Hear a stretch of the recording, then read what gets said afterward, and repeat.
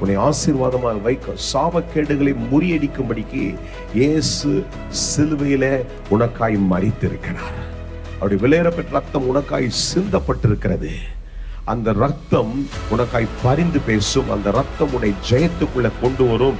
அநேக நேரங்களில் இது நிமித்தமாக இருக்குமோ என்று சொல்லிவர்கள் அங்கலாய்த்து கொண்டிருப்பாய் என்றால், நீ செய்ய வேண்டிய ஒரு சுலபமான ஒரு காரியம் என்னவென்றால், இயேசுவே நீர் எனக்காய் மரித்திருக்கிறீர், இயேசுவே என்னை நீர் மீட்டிருக்கிறீர், இயேசு கிறிஸ்துவின் ரத்தம் என் வாழ்க்கையில விலையேற பெற்றது, இந்த ரத்தத்தினால என் வாழ்க்கையில ஜெயம் உண்டு, இந்த ரத்தத்தை என் வாழ்க்கையில நான் சுதந்திரித்துக் கொள்கிறேன் என்று சொல்லி claim that blood in your life. அந்த ரத்தத்துல ஜெயம் உண்டு. நான் சிறு வயது முதல் அறியாமல் சொன்ன காலங்கள் உண்டு.